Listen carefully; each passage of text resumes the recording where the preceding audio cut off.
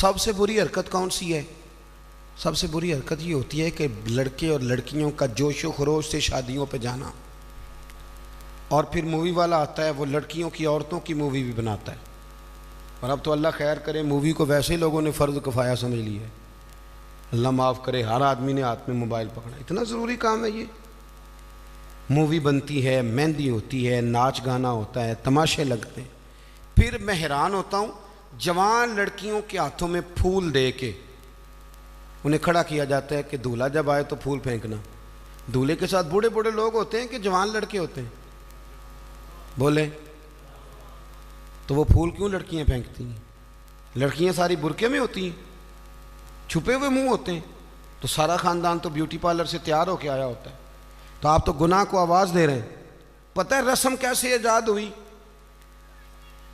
صاحب فتوح الشام نے لکھا ہے یہ لڑکیوں کے پھول پھینکنے کی رسم جب قادسیہ کے علاقے حضرت سعد بن ابی وقاص رضی اللہ تعالیٰ عنہ فتح کر رہے تھے، تو آپ ایک ایسے علاقے سے گزرے جس کی عمارتیں بڑی شاندار تھیں۔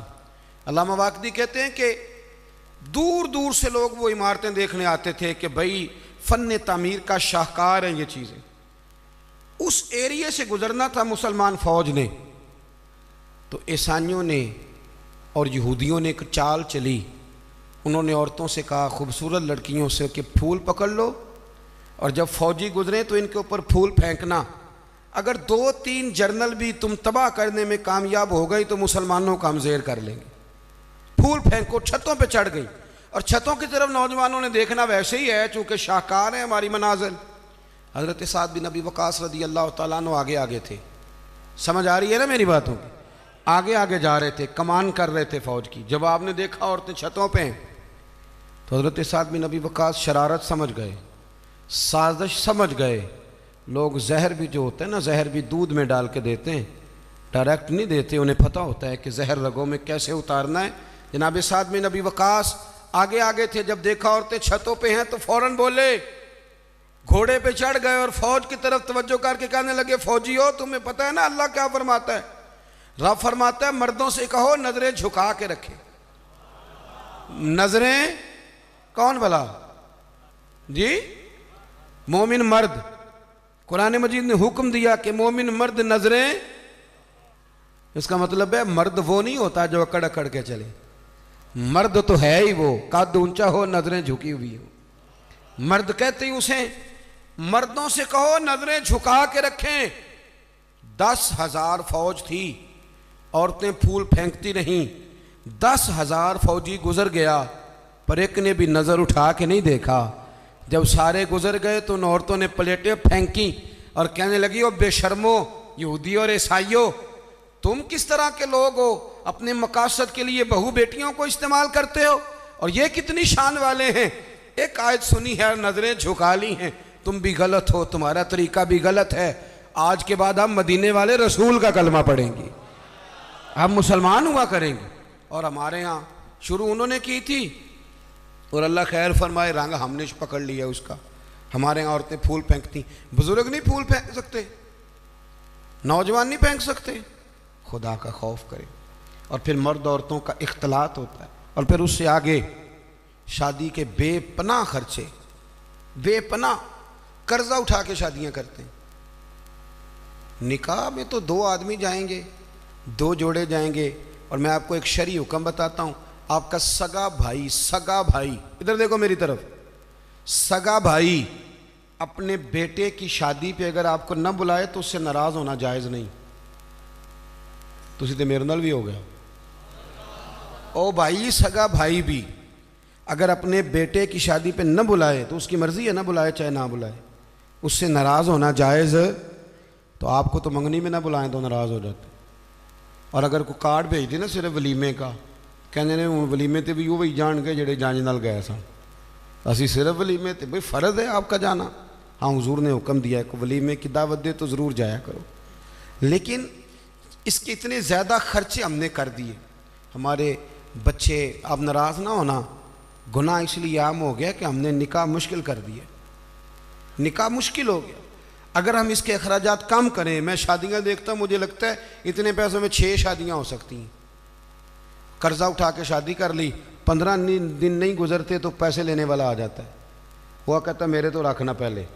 تو اب وہ بچہ بیچارہ اس نے کیا شادی کے بعد خوش رہنا، وہ تو قرضے ادا کر رہا ہے، گھر میں لڑائی پڑی ہوئی، 1 مہینہ پورا بی زیور نہیں بیچاری پہن سکتی، وہ سارا قرضے میں چلا جاتا ہے.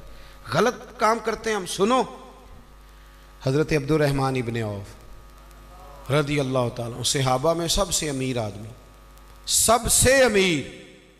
یہ بخاری میں حدیث ہے، فجر کی نماز نا انہوں نے نبی کریم علیہ السلام کے پیچھے پڑھی، سفید کرتا پہنا تھا تو اس کو زرد رنگ کا داغ لگا ہوا تھا. توجہ ہے نا میری بات؟ سفید کرتا اور زرد رنگ کا داغ. نبی پاک صلی اللہ علیہ وسلم نے کہا یہ عبد الرحمن یہ کیا ہے؟ عرض کی یا رسول اللہ میں نے رات کو نکاح کیا تھا، خوشبو لگائی تھی تو وہ داغ رہ گیا. حضور نے تو کوئی اس پہ اصرار نہیں کیا کہ یار اتنے امیر آدمی کی شادی مدینے میں پتہ ہی نہیں چلا، کسی کو خبر ہی نہیں. یہاں غریب بھی باز نہیں آتا، وہ بھی کہتا ہے میری ناک جو ہے وہ کٹ جائے گی اگر میں نے کروڑوں روپیہ نہ لگایا، تو جب پیسے لینے والے آئیں گے پھر کٹ جائے گی کہ چھوٹی ہو جائے گی مزید. مہربانی فرمائیں، آپ کس چکر میں پڑے ہوئے؟ حضور نے کیا فرمایا؟ نبی کریم صلی اللہ علیہ وسلم فرمانے لگے نکاح کر لیا تو ولیمہ ضرور کرنا، چاہے 1 بکری ہی ذبح کرو. تو اپنے گھروں کے اندر سکون کا ماحول قائم کریں، شادی اور بیاہ کو حضور کی سنت کے دائرے میں لے کے آئیں. یہ وفاداری کا رشتہ ہے، یہ خلوص کا رشتہ ہے. اس رشتے کو خلوص والی منازل کی طرف لے کر کے جائیں. بیوی خیال کرے کہ مجھے اپنی خاوند کی خدمت کرنی ہے، خاوند خیال کرے کہ مجھے بیوی. میں اکثر کہا کرتا ہوں، میں کہتا ہوں کہ اگر آپ بیوی کے ماں باپ کی عزت کریں گے تو وہ بھی آپ کے ماں باپ کی عزت کرے گی. آپ تو ماں بدولت کہتے میں نہیں کبھی سسرال گیا جی، وہ میں دروازے پہ چھوڑ کے آ جاتا ہوں، پھر وہ میں لینے بھی چلا جاتا ہوں چونکہ میں بہت بڑا نواب ہوں. تو آپ کیسے امید رکھتے ہیں پھر وہ آپ کے ماں باپ کی خدمت کرے گی؟ سنیں 2 باتیں عرض کرتا ہوں، بات ختم کرتا ہوں. سیدہ طیبہ طاہرہ حضرت ختیجۃ الکبریٰ رضی اللہ تعالیٰ.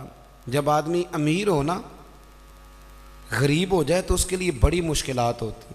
غریب امیر ہو جائے تو کوئی مشکل نہیں ہوتی. حضرت ختیجۃ الکبریٰ مکے کی ملکہ تھی، 20 کنیزیں نوکرانیاں گھر میں کام کرتی. پھر سیدہ ختیجہ کلمہ پڑھ گئیں، پھر مسلمان ہوئیں، حضور سے نکاح ہوا.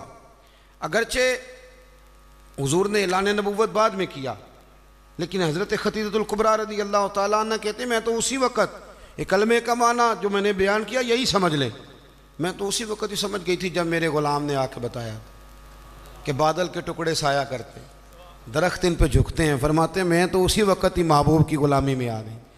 نکاح ہو گیا، حضور کی بارگاہ میں آ گئی. فرماتی ہیں میں نے نا ظہر کے وقت سارا مال حضور کی خدمت میں دیا، 20 کنیزیں غلام ظہر کے وقت، اور عصر سے پہلے پہلے محبوب نے ہر شے اللہ کے رستے میں تقسیم کر دی. یہ وقت بھی بطور تمثیل ہے کہ جتنا زور عصر کے درمیان وقت ہوتا ہے اتنے وقت میں بانٹ دیا حضور نے سارا کچھ. اتنی امیر بی بی اور پھر وہ غریب ہو جائے. حضرت ختیجہ نے پھر وہ وقت بھی دیکھا کہ آپ کے کپڑوں کو 20 پیوند لگے ہوتے تھے، 20. پہلے کبھی پانی کا پیالہ اٹھ کے نہیں پیا، پھر گھر میں جھاڑو بھی دیتی تھی، پھر گھر کے سارے کام کرتی.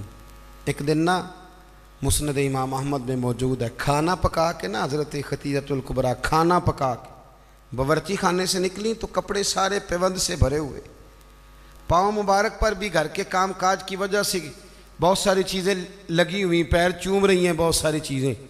حضرت ختیجہ باورچی خانے سے کھانا پکا کے نکلیں اور جب محبوب کریم کے سامنے رکھا تو حضور مسکرانے لگے، غور سے سیدہ کا چہرہ دیکھنے لگے.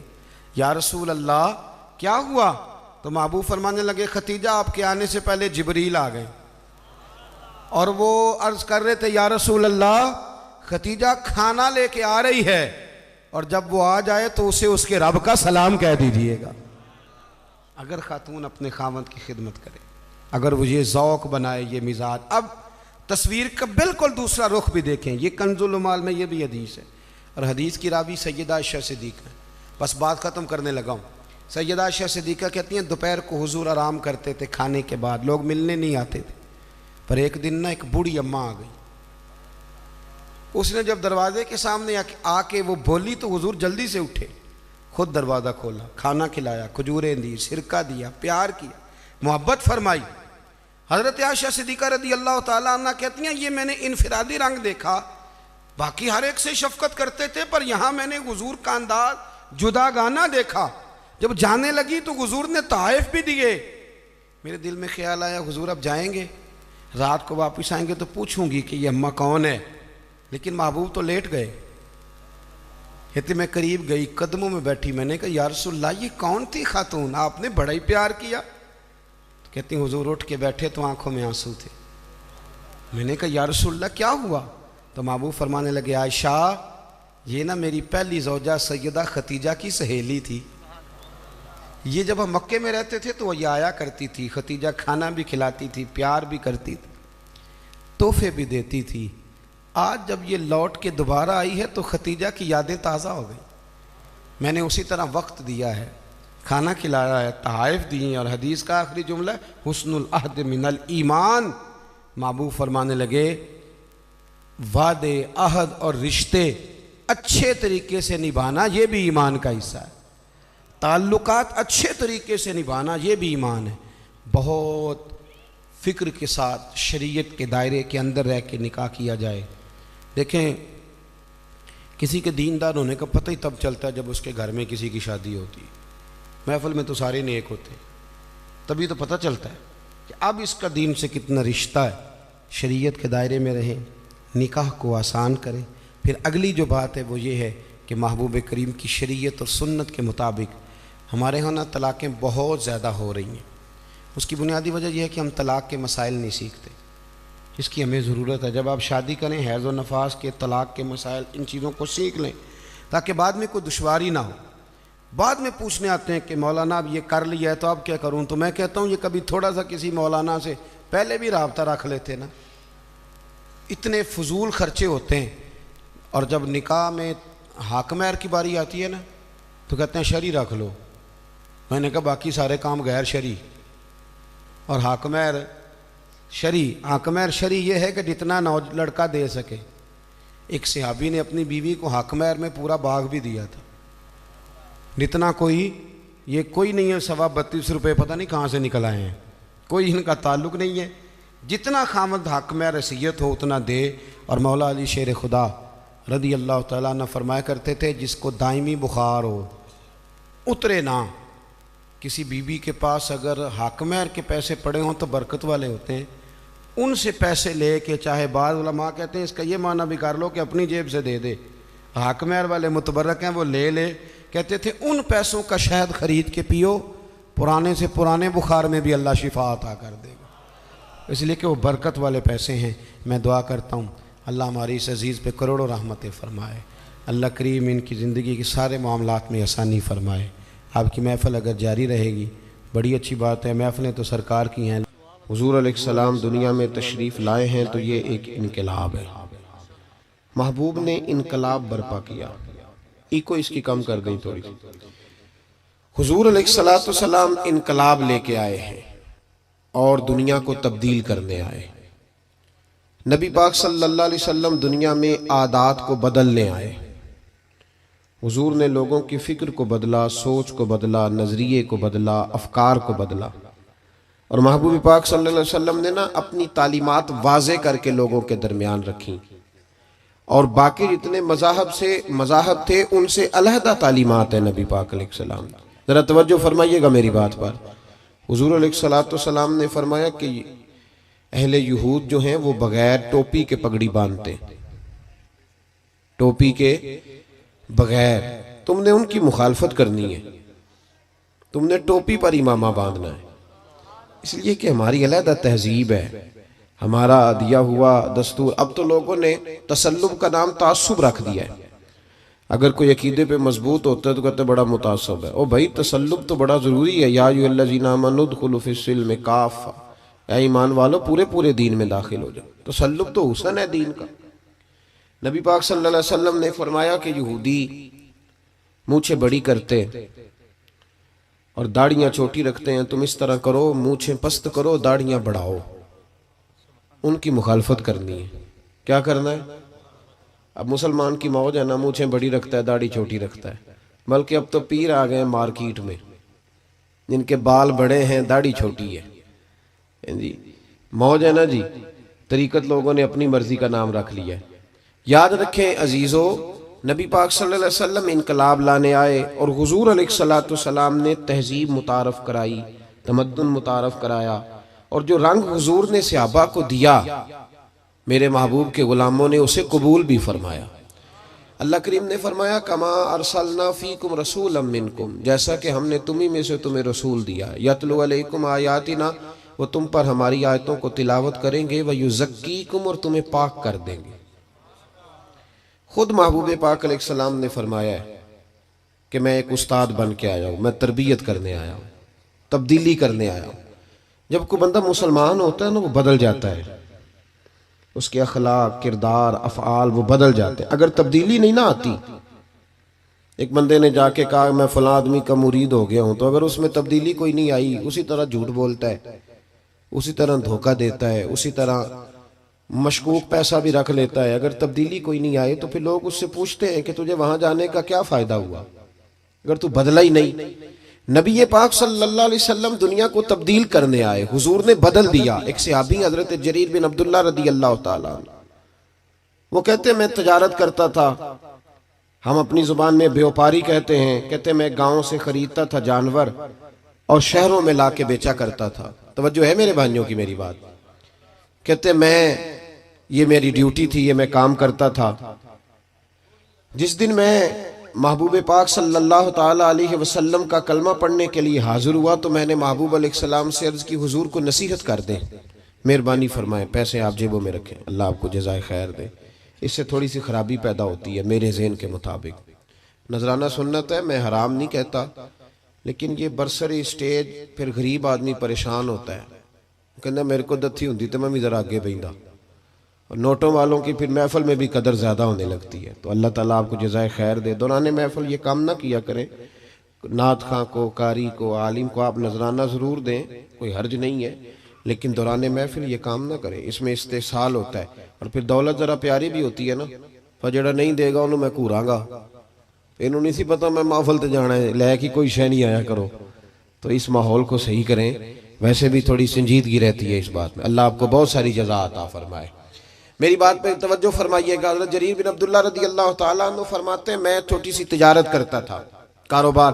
کچھ لوگ سمجھتے ہیں کہ اللہ صرف مسجد میں ملتا ہے، حالانکہ ترمذی شریف میں حدیث موجود ہے، نبی پاک علیہ السلام نے فرمایا جو سچا تاجر ہوگا نا، تجارت سچائی سے کرے، اللہ قیامت کے دن اسے نبیوں کے ساتھ جگہ عطا فرمائے گا۔ کتنا بڑا درجہ ہے۔ حضرت معروف کرخی رحمت اللہ تعالیٰ علیہ کے زمانہ مبارکہ میں کچھ لوگ آپ کی خدمت میں آئے کہ حضور بارش نہیں ہوتی، دعا کر دیں۔ تو آپ فرمانے لگے وہ میری خانقاہ کے، میرے مدرسے کے، میری مسجد کے سامنے ایک کریانے کی دکان والا ہے، اس سے دعا کراؤ بارش ہو جائے گی۔ لوگ اس کے پاس گئے کہ جناب دعا کر دیں، بارش نہیں ہوتی۔ تو اس نے کہا حضرت معروف کرخی سے دعا کرائیں۔ کہنے لگے انہوں نے بھیجا ہے۔ تو کہنے لگا مجھے تو لفظ بھی سیدھے نہیں آتے، چلو انہوں نے بھیجا ہے تو مانگ دیتے ہیں دعا۔ کہنے لگا اے اللہ مہربانی فرما، ان کو بارش عطا فرما۔ ابھی لوگ کہتے ہیں اس کی دعا مکمل بھی نہیں ہوئی تھی کہ رب کریم نے اہل بغداد کو بارش عطا فرما دی۔ یہ بارش ہو گئی نا، تو وہ جو کچھ لوگ تو چلے گئے، جو صاحب نظر لوگ تھے وہ حضرت معروف کرخی کی خدمت میں آئے، جو تجسس میں رہتے، انہوں نے کہا حضور سمجھ نہیں آئی، یہ ہمارے ساتھ ہی رہتا ہے، عام سا بندہ ہے، آپ نے کہا اس سے دعا کرائیں، کیا رات کو جب دنیا سو جاتی ہے تو یہ مسجد آ جاتا ہے، تنہائی میں عبادت کرتا ہے؟ تو حضرت معروف کرخی فرمانے لگے ایسی کوئی بات بھی نہیں۔ کہا حضور پھر آپ نے اس سے دعا کرنے کو کیوں کہا؟ تو آپ فرمانے لگے 30 سال ہو گئے میرے سامنے دکان کرتا ہے، یہ سودا جب بھی تولتا ہے پورا تولتا ہے، یہ لوگوں کی خیرخواہی کرتا ہے۔ تو جو بندہ اللہ تبارک و تعالیٰ کے بندوں کے ساتھ اتنا وفادار رہتا ہے، رب اس کی دعائیں ضرور قبول فرمایا کرتا ہے۔ حضرت جریر بن عبداللہ رضی اللہ تعالیٰ عنہ کہتے ہیں میں نے جب کلمہ پڑھا نا تو میں تجارت کرتا تھا چھوٹی سی، اگر تو سمجھتا ہے نا کہ میں اپنے اوپر دین کو پورا نافذ نہ کروں تو پھر جزوی مسلمان تو کہیں کہا ہی نہیں گیا۔ میرے اعلیٰ حضرت فاضل بریلوی رحمت اللہ تعالیٰ علیہ سے کسی نے پوچھا تھا حضور نیک کون ہوتا ہے؟ تو اعلیٰ حضرت فرمانے لگے جس کی تنہائیاں صاف ستھری ہوتی، جو اکیلے میں اللہ سے ڈرتا ہے، جو تنہائی کے اندر صاف ستھرا ہوتا ہے، محفل میں تو میری طرح سارے سج سمر کے آتے ہیں. فرمایا جو اکیلا بیٹھا ہو اور اس پر اللہ کا خوف طاری ہو وہ اصل میں نیک بندہ ہوتا ہے. میرے بھائی حضرت جریر بن عبداللہ کہتے ہیں میں نے جس دن کلمہ پڑھا تو عرض کی یا رسول اللہ صلی اللہ علیہ وسلم کو نصیحت فرمائیں. وہ پیچھے کمیٹی کے دوست بھی سنیں یار تھوڑی دیر محفل کچھ نہیں ہوتا کوئی اتنا لمبا مسئلہ نہیں آپ اتنی لمبی گفتگو نہ کریں اللہ جزا دے ہماری بات سنیں ہم اللہ رسول کی کر میری طرف دیکھیں جی آپ لوگ میری انہوں نے گل ہے تسی کیوں مداخلت کر دے ہو اللہ آپ کو خوش رکھے. آپ ہنسے ہیں تو اللہ نے مجھے اجر عطا فرمایا ہے تو آپ مہربانی فرمائے. محفلوں کے اندر حسن پیدا ہونا چاہیے ہمیں سننا چاہیے محفل میں. ویسے بھی ہٹو بچو اتنی ضروری تو ہے نہیں. اجمل قادری صاحب اگر آئے ہیں تو سٹیج پہ پہنچ ہی جائیں گے اسی کام کے لیے آئے ہیں تو آ جائیں گے اتنا ضروری مسئلہ نہیں. اب تو وہی حال ہو گیا ہے ہم دیکھتے رہتے ہیں نا سوشل میڈیا پہ وزیروں کا بھی پرتپاک استقبال ہوتا ہے اور پیروں کا بھی پرتپاک ہی ہوتا ہے. اور فقیری میں استقبال کی کیا ضرورت ہے. درویشی ان چیزوں کی نفی کرتی ہے کوئی تعلق ہی نہیں ان چیزوں کا. بس اللہ کا بندہ جہاں بھی بیٹھا ہوتا ہے وہ اللہ کا بندہ ہی ہوتا ہے اس کا وہیں اللہ سے رشتہ جڑا ہوا ہوتا ہے اسے ان چیزوں کی حاجت نہیں ہوتی. بہرحال عرض کرنے لگے یا رسول اللہ صلی اللہ علیہ وسلم کو نصیحت کریں. میں عرض کر رہا ہوں کہ میلاد ایک انقلاب ہے حضور انقلاب برپا یا رسول اللہ نصیحت کریں. تو نبی پاک صلی اللہ علیہ وسلم نے فرمایا الدین النصیحہ میرا سارا دین کسی کی خیر خواہی کرنے کا نام ہے بھلا کر کسی کا. حضرت جریر ابن عبداللہ نے وہ بات سنی اور چلے گئے. کہتے میں پہلے دن گیا اس ذوالغابہ کے اندر یہ چیز روایت موجود ہے. کہتے میں پہلے دن گیا ایک یہودی سے میں نے گھوڑا خریدا اور 3 دینار میں میرا اس کے ساتھ سودا طے ہو گیا. فرماتے ہیں جب گھوڑے کی میں نے لگام پکڑی اور میں چند قدم چلا تو وہ گھوڑا بڑے ٹھنڈے مزاج کا تھا کہ ساؤ آکھی تھا پنجابی وہ بڑا ساؤ تھا. کہتے ہیں وہ بالکل میرے ساتھ ساتھ چلنے لگا تو میں واپس پلٹا اور میں نے اس یہودی سے کہا یہ تو گھر میں بھی رکھنے کے لیے بڑا اچھا ہے یہ تو سواری گھر میں بچوں کے درمیان بھی ٹھیک ہے 3 دینار نہیں تو 6 دینار رکھ تیرا مہنگا ہے. کہتے ہیں وہ آنکھیں کھول کے میری طرف دیکھنے لگا. اب میں نے دوبارہ گھوڑے پہ سواری کی جب تھوڑا سا میں نے اس کو چلایا تو کہتے ہیں وہ تو سواری میں بھی بڑا عمدہ تھا. میں نے اس یہودی کی طرف پھر توجہ کی میں نے کہا یار تیرا گھوڑا مہنگا ہے تو 3 دینار اور رکھ. کہتے مجھے کہنے لگا تو وہی ہے جو پہلے آتا تھا یا تو بدل گیا ہے. میں نے کہا نہیں اب میں بدل گیا ہوں اب میں وہ نہیں ہوں اب میرے اندر تبدیلی آ گئی مجھے کسی نے بدل دیا ہے. کچا رنگ للاری والا جڑا چڑھ دا لیندا ریندا اے عشق تیرے دا رنگ محمد چڑھ جائے پھر نہیں لیندا میں بدل گیا ہوں. کہتے ہیں کہا بات تو بتاؤ. تو فرمانے لگے یار میں تجھے اگر 9 دینار دے کے بھی منڈی میں جاؤں گا تو میرا وہاں پھر بھی 12 کا بکے گا تو اگر 3 دینار اللہ مجھے اس میں سے پھر بھی دے دے گا تو میں تیرے 6 کیوں رکھوں تو رکھ. تو یہودی کہنے لگا جناب آپ بتائیں تو صحیح آپ کیسے بدلے. تو فرماتے ہیں میں نے اس سے کہا کہ بدل اس طرح گیا ہوں کہ میں نے مدینے والے محبوب کا کلمہ پڑھ لیا ہے اور میرے نبی پاک صلی اللہ تعالیٰ علیہ وسلم نے مجھ سے فرمایا کہ لوگوں کی خیر خواہی کرنا بھلا کرنا کسی کا نقصان نہ کرنا کسی کے ساتھ زیادتی نہ کرنا کسی کو لوٹنا نہ. تو اب میں بدل گیا ہوں میرے اندر انقلاب آ گیا اب میں شعوری طور پر ایک انسان بن گیا ہوں. کہتے ہیں یہ کہہ کہ جب میں نے گھوڑے کا رخ موڑا نا تو یہودی چھلانگ لگا کے میرے پیچھے بیٹھ گیا. میں نے کہا تو کہاں جا رہا ہے. کہنے لگا مجھے بھی وہیں لے چل جس نبی نے تجھے بدلا ہے میں بھی ان کی خدمت میں جانا چاہتا ہوں. ہم انقلاب لانا چاہتے ہیں تقریروں سے. جو بندہ بھی سٹیج پہ بیٹھتا ہے نا اب تو لوگ کنٹرول ہی نہیں کرتے کہ وہ کیا کہہ رہے ہیں. ادعو الی سبیل ربک بالحکمت والموعظۃ الحسنہ اچھے طریقے سے لوگوں کو دین کی طرف بلانا چاہیے. اور چونکہ ہمارے ہاں یہ سٹیٹس بھی نہیں ہے کہ کس نے بیٹھنا ہے اور کس نے نہیں بیٹھنا لہٰذا میری طرح جو بھی بیٹھ جاتا ہے سب سے نیک وہی ہوتا ہے. باقی وہ نہ اسے پہلے کوئی اچھا آدمی گزرا ہوتا ہے معاذ اللہ اور نہ اسے اپنے معاصرین میں کوئی نظر آتا ہے اور بعض والے تو ویسے نہیں نہ اچھے ہوتے. تو بھائی یاد رکھیں انقلاب صرف تقریروں سے نہیں آتا عمل دیکھتے ہیں لوگ. اعلیٰ حضرت فاضل بریلوی کے چھوٹے صاحبزادے تھے حضور مفتی اعظم ہند. تو کسی شخص نے ان سے پوچھا کہ حضور کیا مطلب ہے تھوڑی دیر لوگوں کا دوستانہ رہتا ہے پھر ٹوٹ جاتا ہے. تو آپ فرمانے لگے جب تک تو لوگ باتیں سنتے ہیں تب تک تو لوگ ساتھ رہتے ہیں اور جب تھوڑا سا عمل دیکھنے لگتے ہیں پھر پیچھے ہٹنے لگتے ہیں پھر وہ بیک ہونے لگتے ہیں. اسی لیے تو محبوب نے فرمایا کسی کو پرکھنا ہو تو لین دین کر کے دیکھ، اس کے ساتھ سفر کر کے دیکھ، وقت بتا کے دیکھ، پھر تجھے پتا چلے۔ میلاد ایک انقلاب ہے، بدل جانے کا نام ہے۔ نبی پاک کے غلام بدل جایا کرتے، ان کی وہی کیفیات نہیں رہتی۔ حضرت ابو ذر غفاری رضی اللہ تعالیٰ عنہ فرماتے میں اپنے غلاموں کے معاملے میں اتنا سخت تھا کہ لوگ دوسرے مثال دیتے تھے اپنے غلام کو کہ پھر تیرا وہی حال کروں جو ابو ذر اپنے غلاموں کا کرتا ہے۔ اتنا میں سخت مارتا تھا۔ ہم بھی بڑے ڈکٹیٹر ہوتے ہیں نا اپنے ہاں، کہتے ہیں جی میرے آگے کوئی نہیں بولتا جی، کسی کی ضرورت ہی نہیں جی، بالا دی کی مجال ہے، انہوں دی اماں دی کی ضرورت ہے۔ او بھائی ایسے نہ کر۔ دنیا میں سب سے خوبصورت شخص وہ ہوتا ہے جس کو لوگ اپنا دکھ بتانا آسان سمجھتے ہیں، اس کے لوگ قریب جاتے ہیں۔ تو کس طرح کا بن گیا ہے کہ تیرے اپنے بھی تیرے قریب نہیں جاتے اور پھر تو اپنی تعریف کر رہا ہے؟ دنیا میں بہترین شخص وہ ہوتا ہے جس تک لوگوں کی رسائی آسان ہوتی ہے، جس کو لوگ اپنی بات آسانی سے بتا سکیں، وہ سمجھے کہ یہ ہمارا مداوع کرے گا۔ حضرت ابو ذر غفاری کہتے ہیں بڑا سخت تھا۔ جس دن میں کلمہ پڑھنے آیا نا تو محبوب تو جاننے والے ہیں نا، وَعَلَّمَكَ مَا لَمْ تَكُنْ تَعْلَمْ، حضور کو تو اللہ نے کنجیاں عطا فرمائی ہیں نا غیب کی۔ تو محبوب پاک علیہ السلام کی بارگاہ میں جب کلمہ پڑھنے حاضر ہوا تو محبوب علیہ السلام سے عرض کی حضور کوئی خاص بات؟ تو حضور نے بڑی وصیتیں اور نصیحتیں فرمائیں، اور پھر میری طرف محبوب نے اس طرح دیکھا کہ میرے دل کے سارے عیب دھلنے لگے۔ تو محبوب فرمانے لگے تیرے لیے خاص بات ہی ہے کہ اپنے غلاموں کے ساتھ اچھا سلوک کرنا، اپنے غلاموں کے ساتھ بے خبر ہو جو غلاموں سے وہ آقا کیا ہے۔ اپنے غلاموں کے ساتھ جاگ رہے نا آپ لوگ، کن کے ساتھ؟ اب تو غلام نہیں نہ ہوتے ہوں نے اجن 2 لاکھ دے کے ڈیرے تے نہیں بنی دا جی، وہ اس کو تنخواہ دی جاتی ہے 6,500 اور سارا بچہ اس کا بال بچہ بھی نوکری کرتا ہے، اور اس کو رہائش بھی وہاں دی جاتی ہے جہاں بھینسیں باندھی جاتی ہیں۔ یہ ظلم ہے۔ اس کے باوجود ہم پڑھے لکھے ہیں، حاجی صاحب بھی ہیں، نمازی بھی ہیں، میں غور کرنا کہتے ہیں جی یہ سیانے نہیں۔ تو میں کہتا ہوں جب بندے کے پاس پیسے نہیں ہوتے تو عقل بھی نہیں ہوتی۔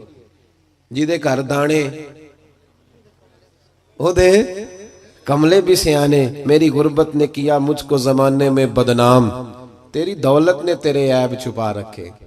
اور بھائی جب یہ پردہ ہٹے گا دولت کا تو پھر پتہ چلے گا کہ تیری قدر زمانہ کتنی کرتا ہے۔ اپنے غلام سے ہمارے پڑھے لکھے لوگ میں نے دیکھے ہیں، بڑی بڑی سوسائٹیوں میں رہنے والے، ان کا ملازم ان کے ساتھ بیٹھ کے روٹی نہیں کھا سکتا۔ ٹیبل پہ جگہ موجود ہے، کرسی کی جگہ ہے، لیکن وہ کہتے ہیں نہیں ڈرائیور کو نہ وہیں گاڑی میں بھیج دو، وہیں کھا لے گا۔ کیوں بھائی؟ وجہ کیا ہے؟ پیرانے عظام جو میری طرح کے پیر صاحبان ہیں وہ بھی کہتے ہیں مرید نہیں جی میرے نال بہندے ہو، کہنے اسی ادب کرنے ہیں، لہذا میرے لیے چھوٹے گوشت دا شوربہ اورا کر لو تے انہوں نے باقی اتھے دے آؤ۔ یہ کیا طریقہ ہے بھائی؟ یہ کہ اگر حضرت بلال حبشی مصطفیٰ کے ساتھ ایک پلیٹ میں کھا سکتے ہیں، ایک پلیٹ میں، سمامہ بن اسال سے کسی نے کہا تو نبی پاک سے متاثر کیسے ہوا؟ تو کہنے لگا اس دن میں متاثر ہوا تھا جب محبوب پاک کھانا کھا رہے تھے ایک پلیٹ میں، اسی میں ابو بکر صدیق بھی تھے، اسی میں سلمان فارسی بھی تھے، اور اسی میں بلال حبشی بھی تھے، تو پھر میں متاثر ہو۔ بہرحال بات دور چلی جائے گی۔ حضرت ابو ذر غفاری رضی اللہ تعالیٰ عنہ فرماتے ہیں جب میں کلمہ پڑھ کے واپس آیا، توجہ کیجئے گا میں بس 1-2 بات کے بعد بات سمیٹنے لگا ہوں۔ فرماتے ہیں جب میں کلمہ پڑھ کے واپس آیا تو میرے غلام بیٹھے تھے، نبی پاک صلی اللہ علیہ وسلم سے نکلتے وقت میں نے عرض کی یا رسول اللہ صلی اللہ علیہ وسلم آخر سلوک کرنا کس طرح کا ہے غلاموں کے ساتھ؟ تو محبوب نے فرمایا جیسا کھانا ویسا انہیں بھی کھلانا، جیسا پینا ویسا انہیں بھی پلانا۔ بھئی ایسا ہو سکتا ہے کہ بندہ جیسے کپڑے خود پہنے اس کا نوکر بھی ویسے ہی پہنے؟ توجہ ہے میری بات پر؟ ہوا ایسا کبھی دیکھا ہے آپ نے؟ لیکن حضور نے یہ بیان، بلکہ مولا علی شیر خدا کے غلام تو کہتے ہیں کہ حضرت علی ہمیں گھر لے جاتے، یہ بھی حضرت علی کی شان ہے۔ ہاں جی یہ بھی بیان ہونی چاہیے، اور یہ نظر بھی آنی چاہیے کبھی کبھی ان کا نام لینے والوں۔ حضرت علی کے غلام کہتے ہیں میں مولا علی کے ساتھ بازار گیا تو حضرت علی نے 2 جوڑے خریدے، جس طرح ہم بھی 2 طرح کے نہیں خریدتے، ایک پہننے والا ایک دینے دلانے والا۔ دین دوان والے لہدہ دے دیا جی، کیا بات ہے بھائی۔ حضور علیہ السلام نے یہ کہا ہے کہ مومن وہ ہوتا ہے جو اپنے لیے پسند کرے وہی اپنے بھائی کے لیے۔ تو وہ دکاندار نے بھی ایک رکھا ہوتا ہے چورا لہدہ کر کے، وہ کہتا ہے دین دوان والے لے جاؤ، اور پھر اس پہ بڑے رٹے ہوتے ہیں. بہرحال یہ سماجی مسئلہ ہے، اس پر میں چلتا نہیں ورنہ بڑی دور تک جانا پڑے گا. عرض یہ کرنا چاہ رہا ہوں کہ حضرت علی شیر خدا رضی اللہ تعالیٰ عنہ کے غلام کہتے ہیں میں مولا علی کے ساتھ گیا. انہوں نے 2 جوڑے خریدے. ایک جوڑا انہوں نے ایسا خریدا جو بڑا مہنگا تھا، اور ایک وہ خریدا جو بڑا سستا تھا. فرماتے میں سمجھ گیا کہ وہ سستا میرے لیے ہے اور جو قیمتی ہے وہ شیر خدا پہنیں گے. لیکن فرماتے ہیں جب واپس آنے لگے اور ایک جگہ سے جدا ہونے لگے، مجھے اپنے حجرے میں جانا تھا، حضرت علی کو اپنے حجرہ مبارکہ میں جانا تھا، تو شیر خدا نے جب مجھے جوڑا تھمایا تو وہ تھمایا جو مہنگا تھا. میں نے عرض کی حضور یہ کیا ہے؟ آپ فرمانے لگے میں بوڑھا ہوں تو جوان ہے، تیرے اوپر یہ زیادہ جچے گا. یہ بھی سنت ہے، یہ بھی طریقت ہے، یہ بھی حضرت مولا علی سے ثابت ہے کہ خود جوڑا سستا پہننا اور غلام کو مہنگا پہنوانا، یہ بھی ثابت ہے. یہ بھی طریقہ میرے محبوب پاک کا، اسے بھی کبھی اپنانا چاہیے. حضرت ابو ذر غفاری رضی اللہ تعالیٰ عنہ فرماتے ہیں جب یہ بات سن کر میں واپس آیا، میرے غلام بیٹھے ہوئے تھے، میں نے ان سے کہا کھانا بنواؤ. کہتے ہیں کسی غلام کی جرت نہیں تھی کہ وہ میرے سامنے کبھی سیدھا کھڑا بھی ہو سکے. آج میں نے کھانا بنوایا، دسترخوان لگا، غلام بیٹھ گئے، میں بھی بیٹھ گیا.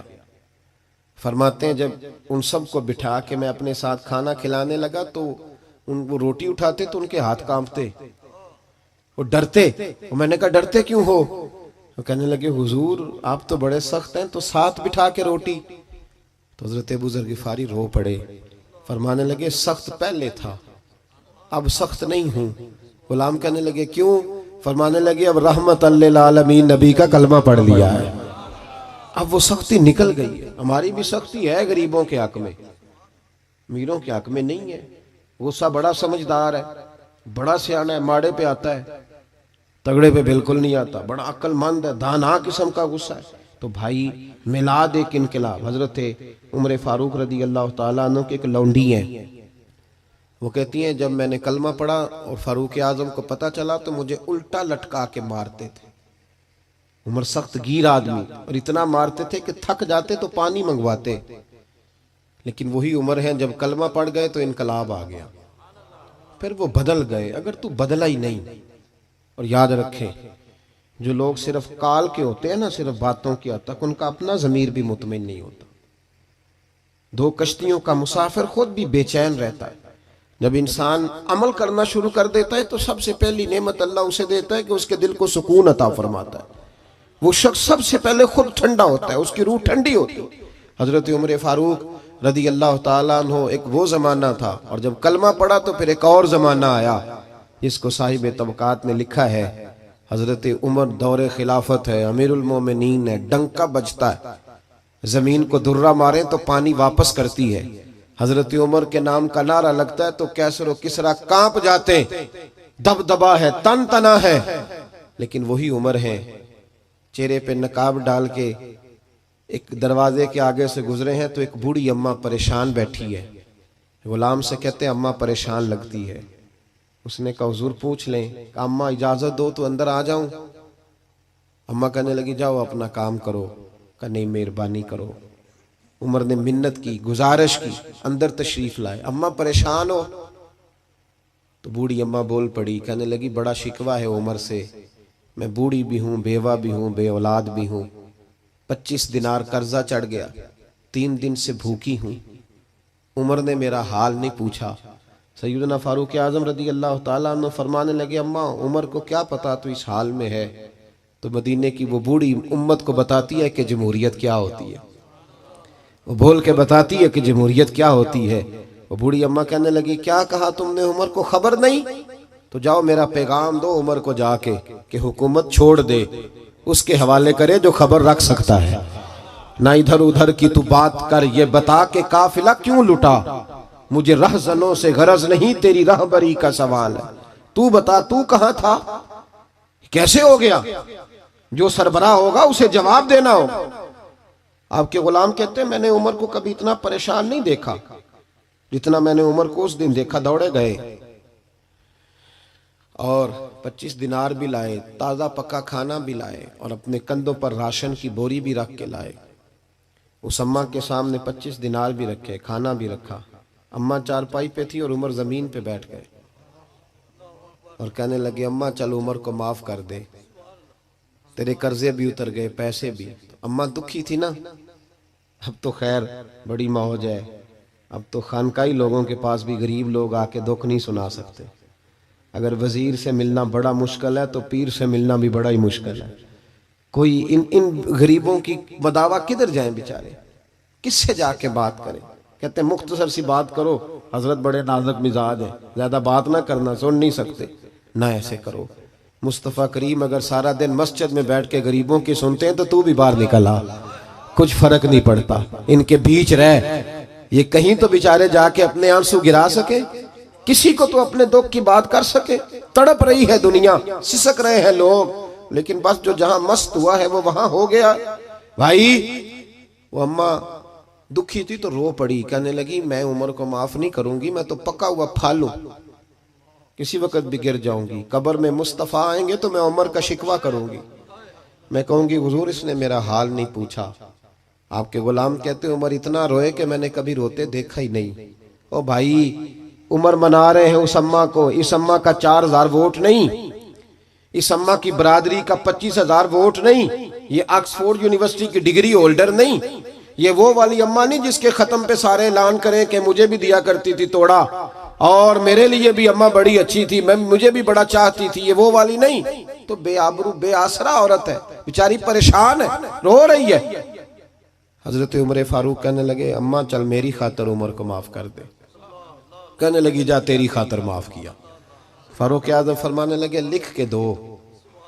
اماں نے کہا لکھو میں سائن کرتی ہوں. عمر نے لکھا فلاں بنت فلاں کو عمر سے شکایت تھی، پھر معاف کرا لی. سائن کرانے کے لیے آگے بڑھایا تھا کہ مولا علی شیر خدا آ گئے. حضرت عبداللہ ابن مسعود رضی اللہ تعالی عنہما تشریف لائے. عمر یہاں کھڑے ہو، سارے مدینے میں ڈھونڈ کے آیا ہوں. اماں نے سنا عمر تھا، یہ میں نے کیا کہہ دیا. اماں اٹھی، جناب عمر فرمانے لگے اماں تو نے جو کہا صحیح کہا، اب اپنی بات پہ قائم رہ، ذرا سائن کر دے. اماں نے سائن کیے تو حضرت عمر فاروق نے او بھائی یہ داستان سرائی نہیں کر رہا، یہ وہ لوگ ہیں جو میرے مصطفیٰ نے تیار فرمائے ہیں، اور تو بدل کے دیکھ اللہ تجھے ان کے تقوی کا فیض عطا فرمائے گا. تو بدل تو صحیح، ارادہ تو کر، اللہ تجھے فیض دے گا ان کے تقوی، اور ضرور تیرے اندر وہ نور پیدا کرے گا جو اپنے ان نیکوں کو اس نے عطا فرمایا. حضرت علی المرتضی اور جناب عبداللہ ابن مسعود سے جناب عمر کہنے لگے چلو آ گئے ہو تو بطور گواہ تم بھی سائن کر دو. ان کے سائن ہوئے تو پھر عمر روئے اور اس کو لپیٹا رکے کو، اور جناب علی کی طرف بڑھا کے فرمانے لگے علی مجھے لگتا ہے میں تم سے پہلے دنیا سے جاؤں گا، جب چلا جاؤں تو یہ رکا میرے کفن میں رکھ دینا. اگر محبوب علیہ السلام نے پوچھا عمر میری امت کا کیا کر کے آئے ہو، تو رکا کھول کے عرض کروں گا یا رسول اللہ ایک کما ناراض تھی میں اسے بھی راضی کر کے آیا ہوں. تبدیلی پیدا کریں، اپنے آپ کو تبدیل کریں. ہمیں پتہ ہوتا ہے اتنے نماز فرض ہے، اس کے لیے پی ایچ ڈی کرنے کی ضرورت نہیں، ماں باپ کا ادب کرنا چاہیے، اس کے لیے ایم فل کا مقالہ لکھنے کی ضرورت نہیں. یہ حلال ہے یہ حرام ہے، اس کے لیے ایم بی اے یا بی بی اے کرنے کی ضرورت نہیں، یہ ہمیں ویسے بھی پتہ ہے، ہم جانتے ہیں یہ مشکوک ہے، اس کے لیے ہمیں ایم کام کی ڈگری حاصل کرنے کی حاجت نہیں. اپنے آپ کو تبدیل کریں، تبدیلی لائیں. ہم سارے نکلے ہوئے ہیں مخدوم بننے کے لیے. جو مخدوم بنتا ہے وہ پریشان رہتا ہے، اس نے سلوٹ نہیں کیا، اس نے سلام نہیں کی، اس نے میرا نام نہیں لیا. جو خادم بنتا ہے وہ موج میں رہتا ہے، اسی کسی دے کچھ بھی نہیں لگ دے، نہ کوئی ساڈا دردی، وہ بڑی موج میں ہوتا ہے. نوکر کی تھے نخرہ کی. اس لیے اپنے آپ کو تبدیل کریں. اگر سینکڑوں محفلوں کے باوجود بھی ہمیں کما لیے گیا تو میں نے محفل کرانے والے سے پوچھا، میں نے کہا نماز پڑھتے ہو؟ کہتا ہے نہیں. مسجد نہیں جاتے؟ بالکل نہیں. تو میں نے کہا اس محفل کو کیا سمجھتے ہو تم؟ کوئی رسم ہے؟ کیا مطلب ہے ان چیزوں؟ یہ کوئی رسومات ہیں؟ ٹھیک ہے ادا کی چھٹی. یہ محفل تو انقلاب کا نام ہے. حضور غوث اعظم رضی اللہ تعالیٰ عنہ کی محفل ہوتی تھی تو ایک ایک محفل میں سینکڑوں لوگ توبہ کر جایا کرتے.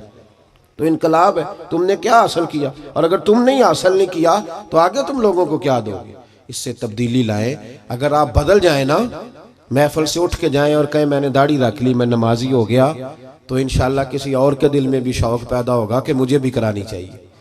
اور جو نہیں آئے تھے انہیں بھی ذائقہ پیدا ہوگا کہ ہمیں بھی اس طرف توجہ کرنی چاہیے۔